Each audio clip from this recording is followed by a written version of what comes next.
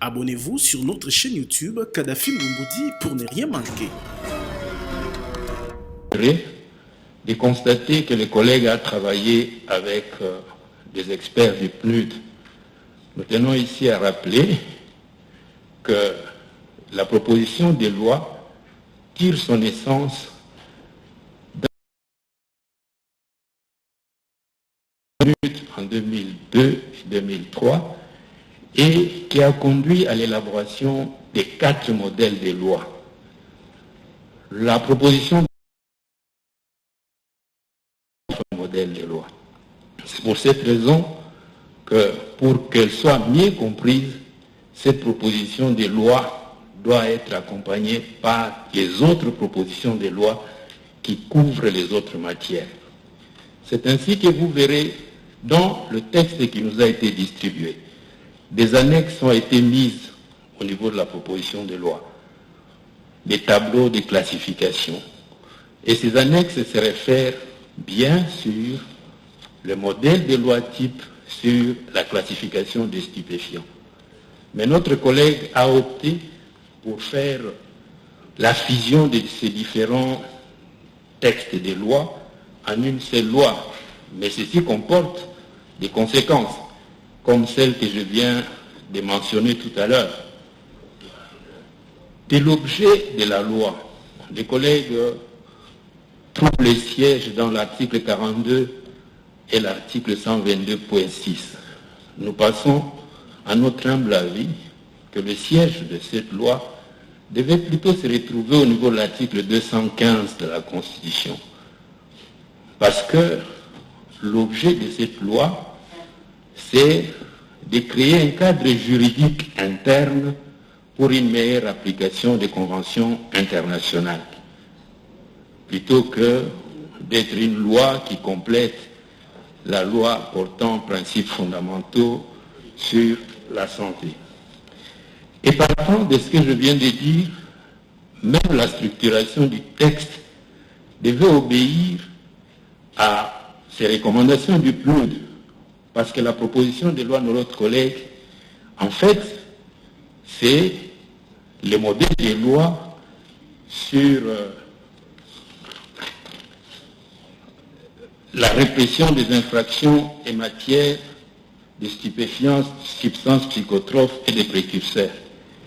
Adopter la structuration de la proposition de loi type aiderait à ce que notre proposition de loi se conforme aux recommandations internationales, parce qu'il n'y a pas de mal à prendre une loi type et à l'adapter au niveau des conditions internes.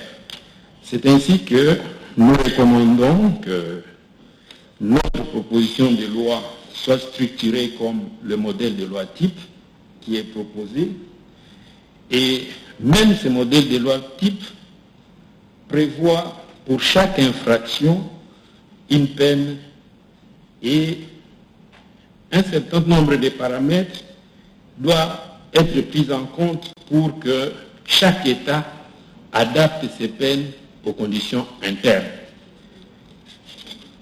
Partant de tous ces éléments, honorable Président, notre recommandation serait que le siège de la loi soit ce que nous avons proposé et que la structuration de la loi obéisse au modèle des lois proposées par ces experts.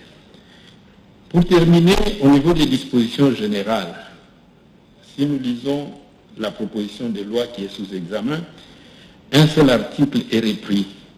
On a intérêt à ce qu'au niveau des dispositions générales, qu'on mette 3 articles.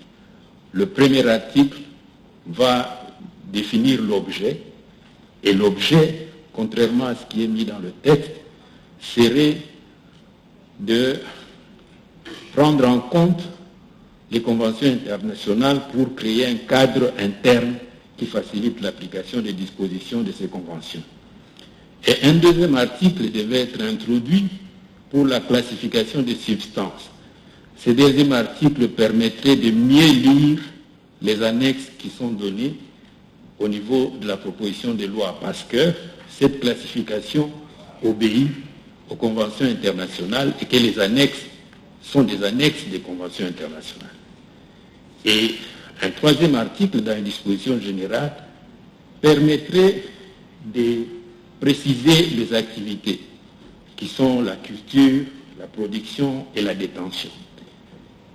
Le dernier élément, c'est de faire remarquer que l'évolution au niveau des drogues existe de par le monde. Toutes les drogues ne sont pas interdites. La plupart des législations autorisent la culture du cannabis dans le cadre de l'industrie.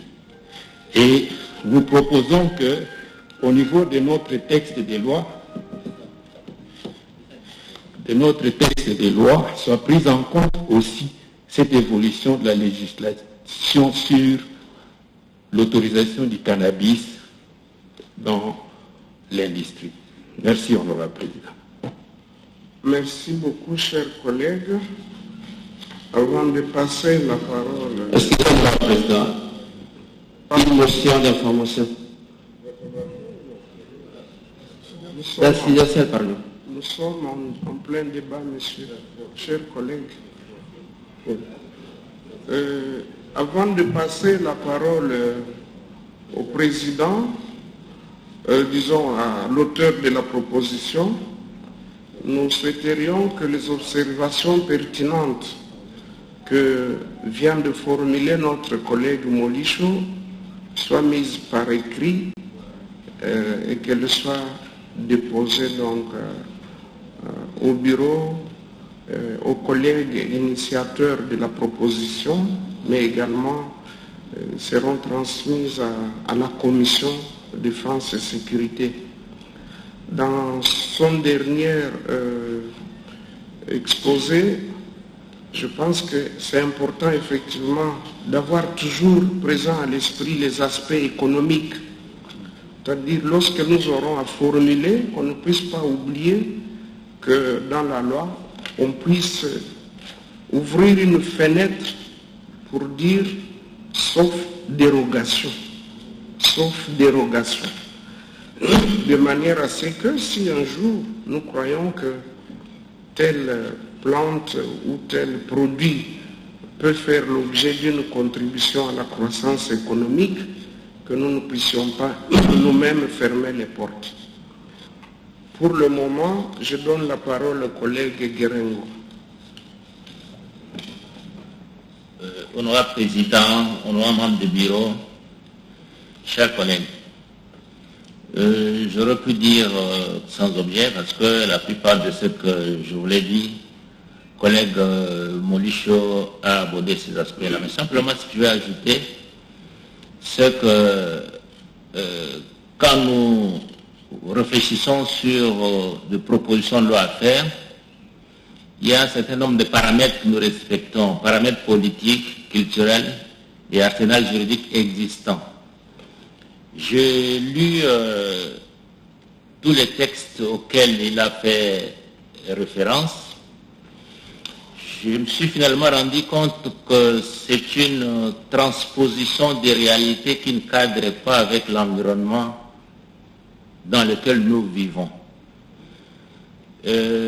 Cette façon de faire, c'est une propension à vouloir faire sans se rendre compte de réalités existantes. Donc, sans entrer dans la profondeur de ce que je voulais dire, étant donné que le collègue Molicho a abordé 85% de ce que je voulais dire, je peux donc me limiter là, Honorable Président, et je vous remercie. Merci, cher collègue. Collègue Kambaï. Merci, honorable Président, pour la parole. Tout en faisant mienne la première intervention de collègue Molicho et en saluant notre collègue Lori pour ce travail vraiment fouillé, je voudrais tout simplement commencer par demander à notre collègue s'il a eu le temps aussi de jeter un coup d'œil sur les observations du ministre de la Justice ou le vice-ministre, le dernier document en annexe. Bien sûr, il y a un collègue qui me parle du travail de la commission, mais si nous sommes encore en plénière, la commission, nous allons nous retrouver après. Mais par rapport au fond, je reviens sur le premier titre. Titre 2, chapitre 1er sur les infractions relatives à la production et à la fabrication. Docteur Molicho est bien revenu sur ça. Nous avons des points comme notre territoire de Louisa, chez notre doyen Mantadi, où il y a des champs, plusieurs champs de production de cannabis. Si ces producteurs tombaient sur un document pareil, tel que dit à l'article 3, devront-ils continuer à produire ces produits? Ils vont carrément arrêter. Ça se passe aussi dans les cataractes, ici vers Kamuna, toutes ces productions de cannabis de grands champs. Et au niveau du dernier tableau que le collègue a eu à mettre ici, il y a des produits actuellement qui circulent à Kinshasa pour les Quinois qui sont dans des grands restaurants, c'est des produits comme des chichas. Est-ce qu'on peut considérer ça comme des stupéfiants aussi, les chichas, mais à la cité, il y a des jeunes gens qui commencent à utiliser la poudre des tuyaux d'échappement des véhicules. Je ne sais pas si dans quelle catégorie de produits on pourra aussi classer ça, honorable Lori. Les produits d'échappement des véhicules. Honorable Président, j'ai terminé d'abord. Je voudrais savoir dans quelle catégorie on peut mettre ces produits-là. Chicha et production de poudre d'échappement de véhicules à la cité. Et aussi demandant à notre frère Lori son avis sur le plan de forme tel que le document a été envoyé par le ministre de la Justice et l'inquiétude de ceux qui font des champs de cannabis dans les territoires de Louisa et aussi ici vers le Cataract. Je termine, Président. Merci beaucoup, c'est enrichissant. Et je n'ai pas bien compris. C'est la poussière, la poudre qui sort des échappements. Honorable Président, vous risquez de pousser les délinquants à aller même forcer les échappements de nos véhicules.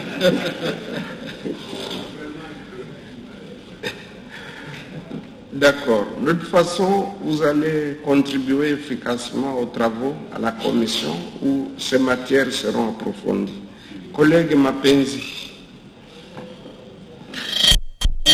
Honorable Président, pour la parole, je tenais d'abord à remercier le collègue, l'auteur de la proposition, d'avoir pensé à cette question si désastreuse pour notre jeunesse et même pour notre société. En fait,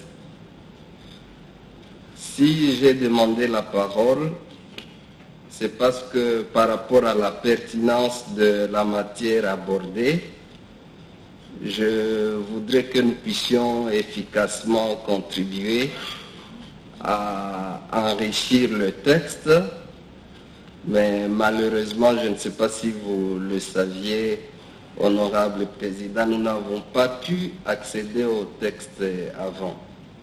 Parce que hier, je l'ai cherché, je voulais le lire avant de venir, je ne l'ai pas eu.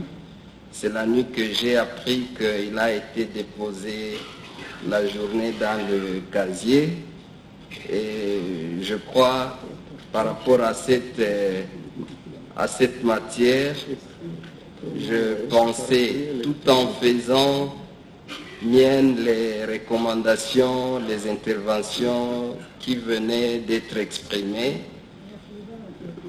je pensais que si on aurait eu suffisamment de temps, on pourrait analyser le texte et bien contribuer. C'était en fait à ce niveau-là que je voulais placer un petit mot. Il revient à votre autorités de voir comment canaliser cette proposition. Merci beaucoup. Merci beaucoup, chers collègues. À ce que je sache, ce document avait été distribué depuis l'année passée et nous l'avons rappelé dans la messagerie. Mais en plus, on a envoyé cela par courrier électronique à vos boîtes email respectives.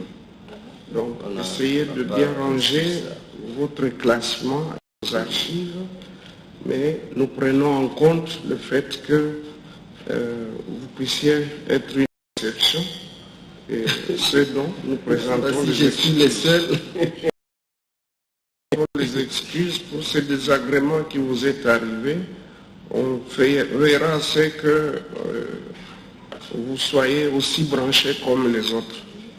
Merci. Collègue Manza, vous avez la parole.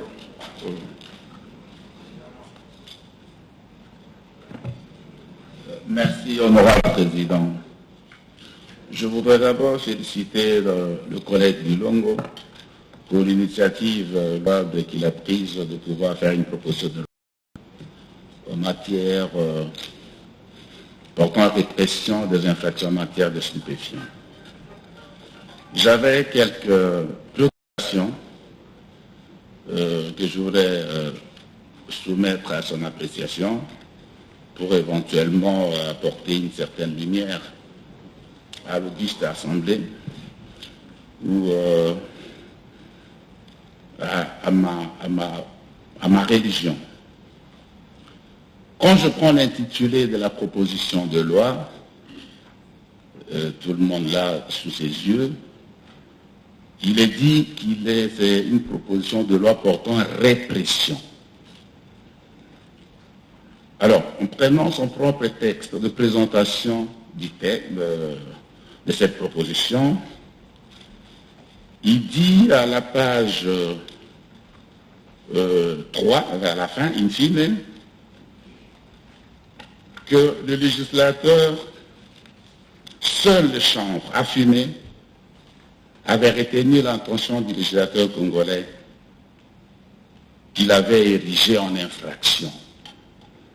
Voilà. Mais la question, c'est de savoir, alors que le législateur congolais jusque-là n'avait érigé en infraction que la Chambre a affirmé, comment peut-on, pour les autres stupéfiants, commencer par le régime de répression sans préalablement les qualifier? Parce qu'il y a le principe de la qualification des faits pour qu'ils deviennent infractionnels.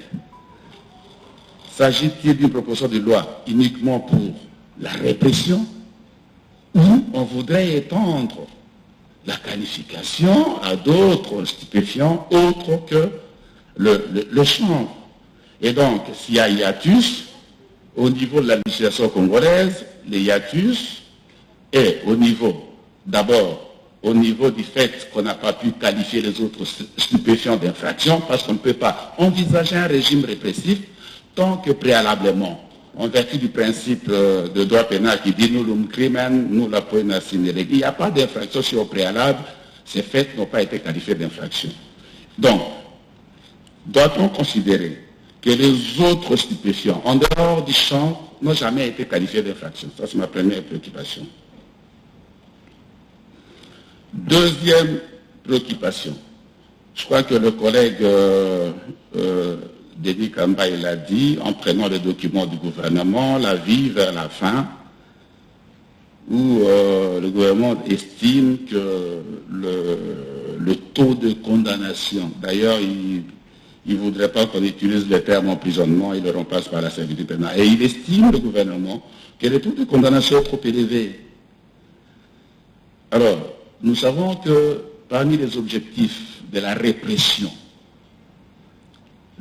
il y a les caractères exemplaires, parce qu'il faut dissuader le délinquant à pouvoir s'adonner à ce genre d'activités, qui sont délictuelles.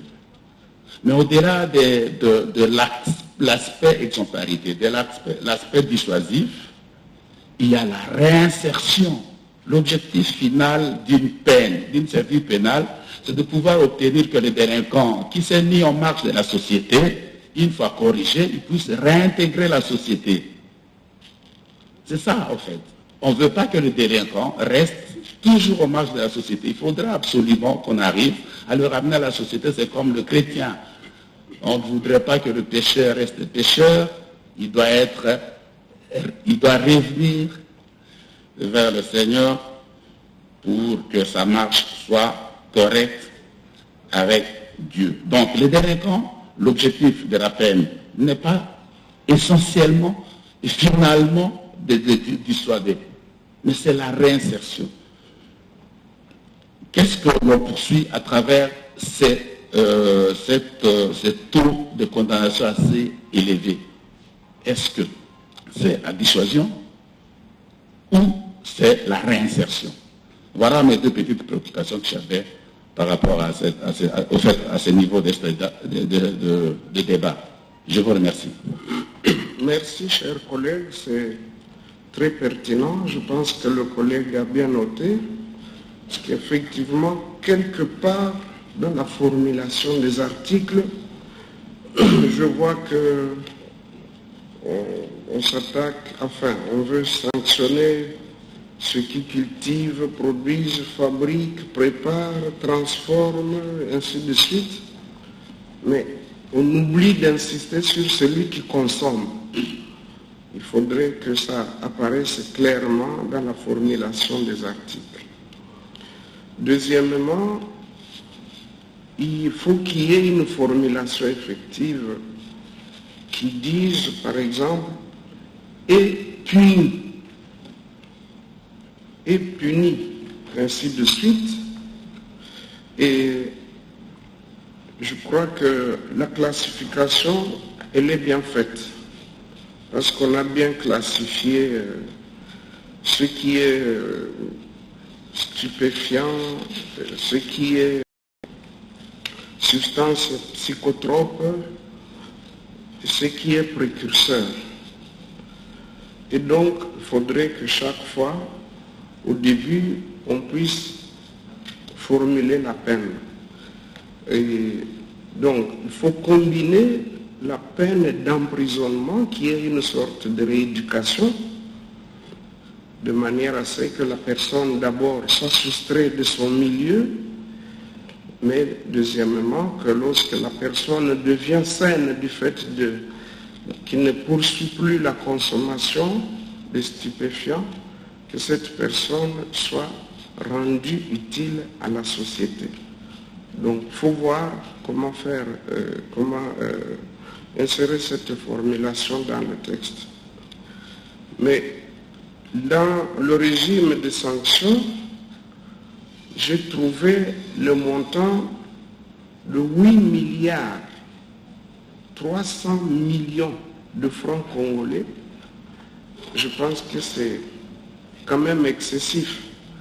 Si vous pourriez revoir ça, parce que l'objectif ici, c'est plus la dissuasion et la rééducation et puis la réinsertion. Et donc, il faudrait que vous puissiez examiner cela aussi au niveau de la commission. Nous donnons la parole au collègue Cheikh Okitundu. Monsieur le Président, merci pour la parole.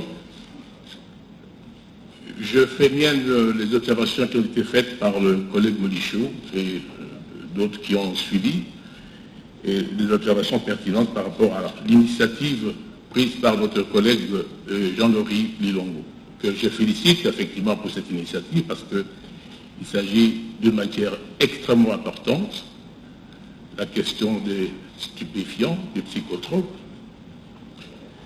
qui causent énormément de dégâts dans le monde, alors que la République démocratique du Congo ne réprime que les chambres à fumer, ce qui est paradoxal. Nous sommes partie prenante de 3 conventions dans le cadre des Nations Unies.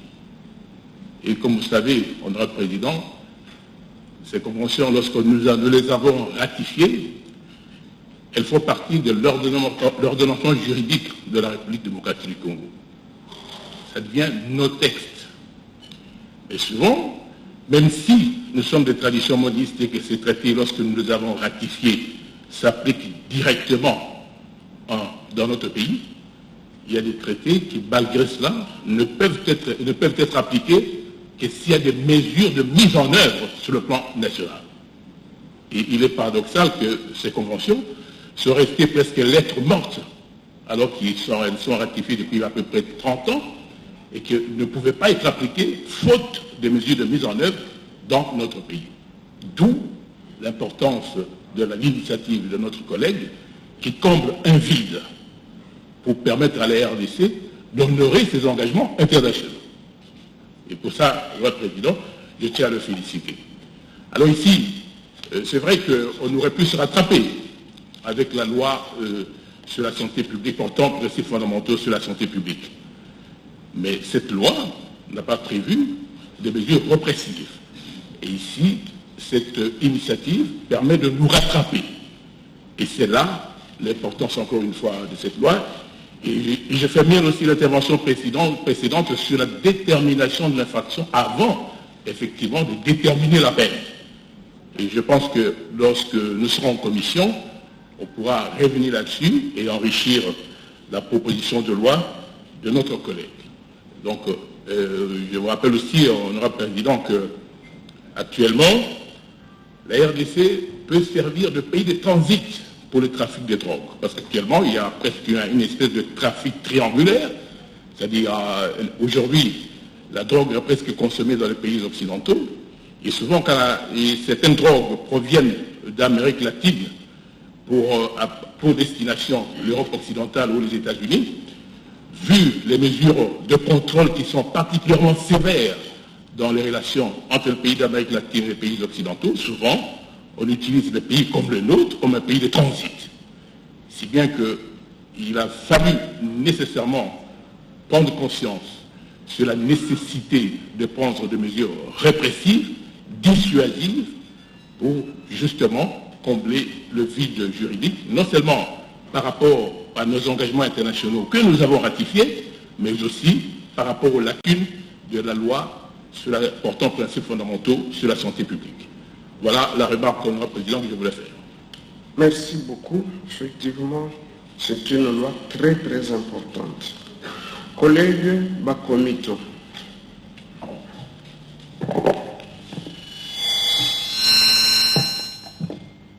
Merci, honorable président. Je crois que je fais mienne dans les interventions des honorables Molicho, Manta et même Chez. Je crois que je vais devoir me résumer parce que ils ont déjà repris l'essentiel de mon intervention. Mais l'importance même de la proposition de loi mérite à ce qu'on puisse encourager l'auteur et le féliciter pour le travail qu'il a fait. De mon point de vue, quand j'ai fait la lecture en premier, je pensais qu'il était toujours possible d'incorporer cet arsenal qui porte répression des infractions liées au trafic de stupéfiants dans notre code pénal. Qu'à cela ne tienne, comme l'honorable Cheikh Kitoundou l'a dit tout à l'heure, cela vient pratiquement combler les vides, et ces vides n'est pas compréhensible dans la mesure où la RDC a ratifié des conventions et traités internationaux par rapport à la question. Lorsque j'entre dans les textes même, je crois qu'il y a véritablement un problème de structuration. Et comme l'honorable Manza l'a dit, la répression semble être, n'est-ce pas, évoquée sans que l'on ne dise clairement quels sont les faits qui doivent être réprimés. Et pour ça, le principe qu'il a même évoqué sur les infractions, la légalité des peines et des infractions, n'est-ce pas, devait être mise au devant. Et l'on doit toujours tenir compte de notre structuration, même quand vous lisez le code pénal, notre manière, notre façon, ou la manière dont le législateur lui-même essaie de structurer les choses, c'est en tenant compte notamment de certains principes, dont celui que j'ai évoqué tout à l'heure. Donc il faudrait absolument que, avant d'entrer dans la répression elle-même, parce que l'intitulé porte sur la répression, il faudrait absolument que ces faits, au-delà d'être définis, je crois, au titre 1 ou chapitre 1er, on doit d'abord définir très clairement, voici les faits qui sont punissables, le fait d'avoir fait ça expose l'auteur à la sanction. Et non est sanctionné telle personne. Non, il faudrait absolument que les faits précèdent, les faits qui sont incriminés précèdent. Et au regard des avancées actuellement au plan mondial, on voit qu'il y a des substances qui sont autorisées. Vous êtes, je suivais encore hier les informations à New York, on a autorisé l'usage, je ne sais pas, d'une catégorie de cannabis. Vous avez l'Afrique du Sud, vous avez, et même ici, il y a des substances qui entrent en compte. Le Honorable Denis Kambaï qui l'a dit, il y a des plantes qui sont cultivées et qui peuvent être acceptées dans le cadre de fabrication de produits pharmaceutiques. Donc, à un niveau donné, on accepte une certaine catégorie. Avec l'évolution aujourd'hui, on accepte une catégorie de plantes autrefois ou jusqu'alors qualifiées de stupéfiants ou de drogues, mais qui sont acceptées. Il faut absolument que l'on tienne compte de cela. Il faut dans la législation. Sinon, ça peut poser des problèmes à la longue qui vont nécessiter encore que l'on puisse revoir la loi. Et donc, je vais terminer par demander à ce que l'auteur de la loi, notre collègue, notre cher estimé collègue, puisse tenir compte de la bonne structuration. On pourrait peut-être, en ce qui concerne les chapitres, commencer par un chapitre qui parle de la production et des trafics licites des drogues, qui parle des infractions, un deuxième chapitre qui parlerait par exemple des infractions portant sur les processus, équipements et matériels, et un autre sur l'organisation, la direction, les financements et le blanchiment des revenus, la facilitation, ainsi de suite. En fait, on pourra avoir une bonne structuration et qui pourrait terminer par, qui pourrait, n'est-ce pas, permettre à ce que les incriminations, qui sont d'ailleurs un peu plus élevées, je crois qu'on l'a dit ici, les peines sont très fortes, que nous puissions respecter en mettant les incriminations, les sanctions, que l'on puisse respecter le principe sacré en matière de, quand on est dans le domaine du droit pénal, c'est la légalité des peines et des infractions, et pas de peines sans infraction. Et ça, c'est très capital. Sinon, nous aurons péché contre ces principes et nous serons à côté. Merci. Merci beaucoup. En tout cas, toutes les observations sont pertinentes. Tout ce que nous pouvons vous demander, c'est que vous puissiez disposer de votre temps pour aller participer au débat au niveau de la commission pour que nous puissions produire un très bon texte pour régir cette matière. Collègue Iwukiech, il faut patienter parce que je suis dans un processus et que vous n'étiez pas inscrit. La liste des orateurs est donc épuisée. Je donne la parole à l'auteur de la proposition de loi pour réagir aux préoccupations exprimées par les sénateurs. Collègue Lilongo, vous avez la parole.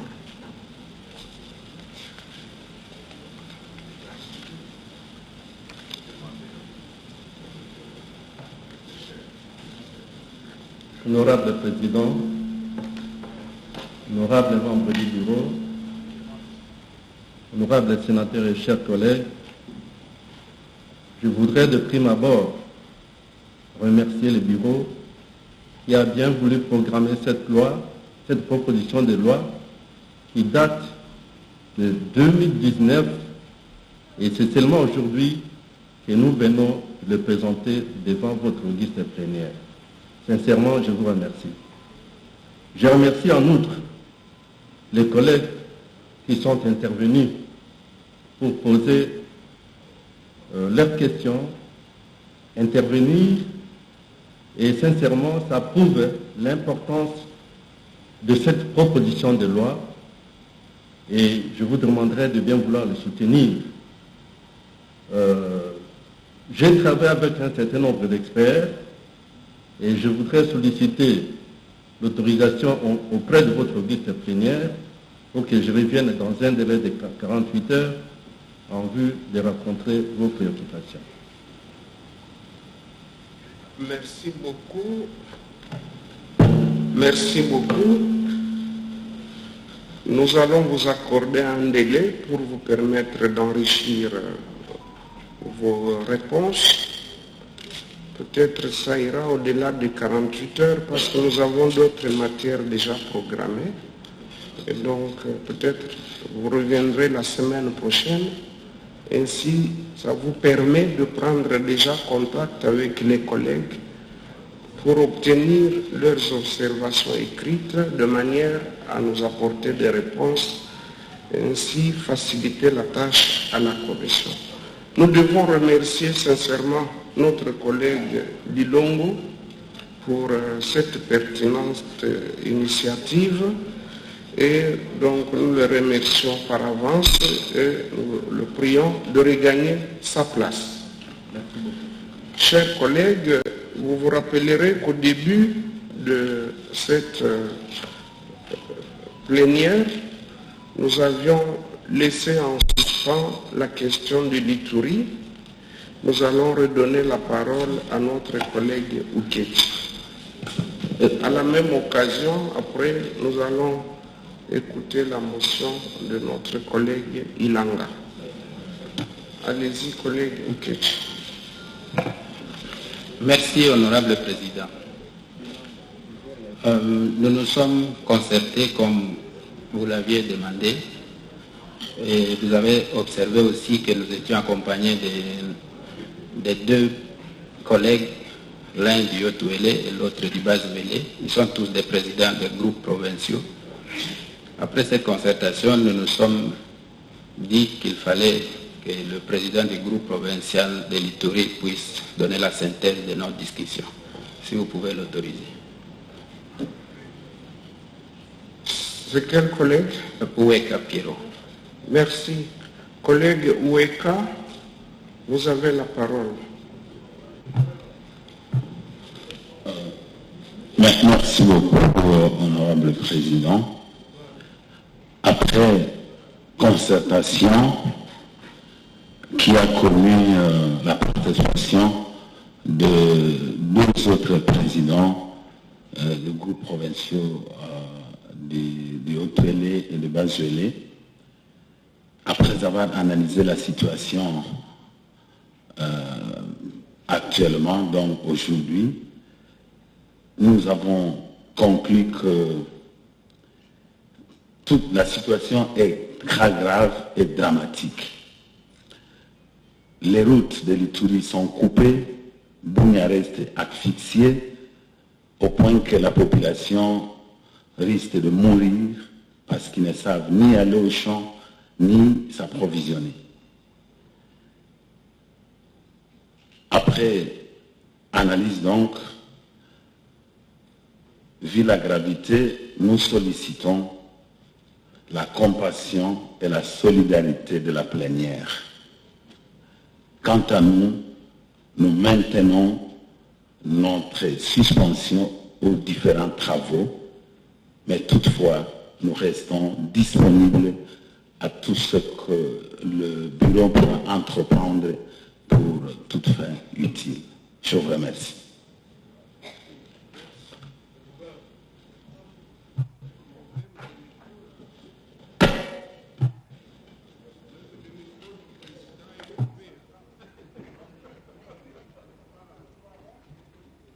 Bon, je vais parler un peu plus fort. Nous respectons votre volonté, chers collègues.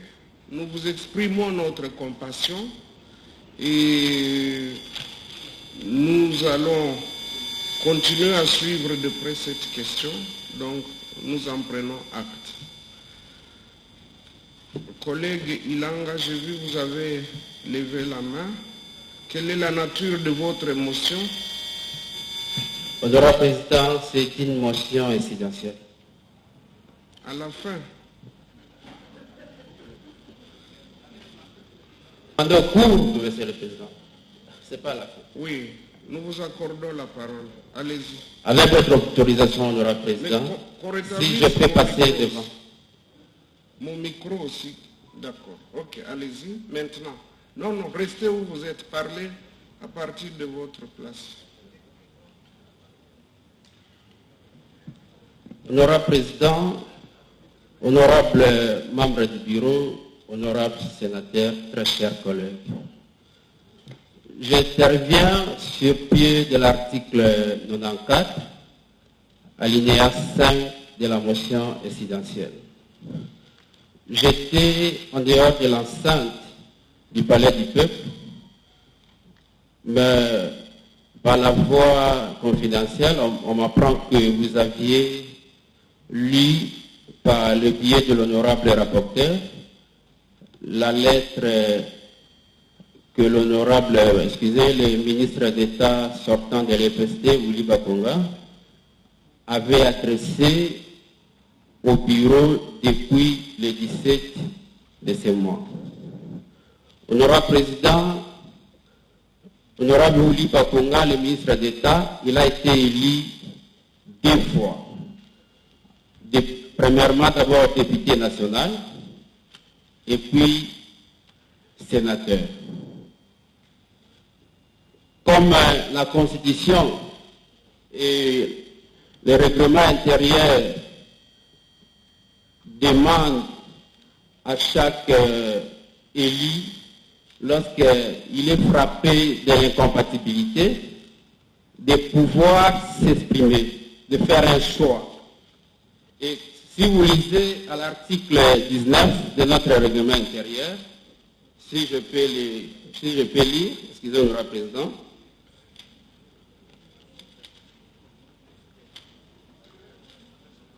Article 19 de notre règlement intérieur, le sénateur qui fait l'objet de l'une des incompatibilités prévues aux articles 118 de la Constitution et 234 du présent règlement intérieur opte,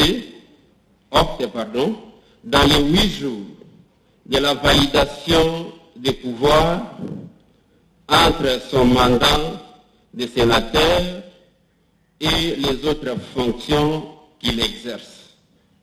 S'il opte pour le mandat de sénateur, il en vise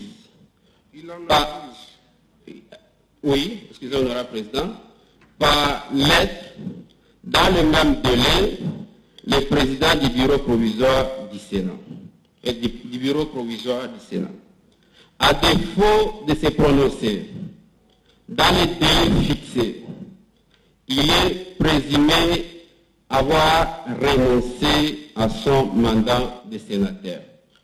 Honorable Président, vous allez se souvenir que lors de notre élection du bureau définitif pour le premier bureau, Willy Bakonga n'était pas sur la salle pour la simple raison qu'il avait renoncé à son mandat de sénateur. Et au moment où je vous parle, lorsque la sortie ou la publication du gouvernement Ilon Kamba pour la première fois, il était député national, il a eu la chance d'être nommé ministre d'État de l'EPST, il est allé, c'est sa femme qui était la première suppléante qui a été remplacée à sa fonction. Alors je suis étonné qu'heureusement aujourd'hui il y a une lettre qui vient encore à l'Assemblée nationale et par au Sénat pour la validation de son mandat, au moment où il avait déjà renoncé. Donc, honorable Président, je demande à votre sagesse, au bureau et à l'Assemblée plénière, de pouvoir rejeter carrément et simplement, car il s'agit de l'usage de faux. Merci, collègue. Vous pouvez couper le micro. Merci, honorable président. D'abord, je rappelle que la communication du bureau n'appelle pas de débat.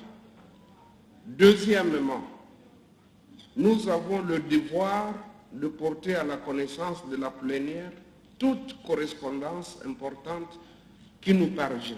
Et nous estimons que celle-là en est une. Troisièmement, les problèmes internes à votre famille n'intéressent pas la plénière. Si vous vous sentez lésé, vous allez saisir les cours et tribunaux. Pour nous, lorsque nous avons validé le mandat ici, le nom de Willy Bakonga était bel et bien repris comme sénateur. Et donc, à partir du moment où il nous saisit, nous, administrativement, nous prenons acte. Et c'est ce que la plénière a fait. Et donc, s'il y a... Vous ne pouvez pas ouvrir le micro sans permission, monsieur. S'il y a un problème, vous allez le régler, soit au niveau des cours et tribunaux. La séance est suspendue.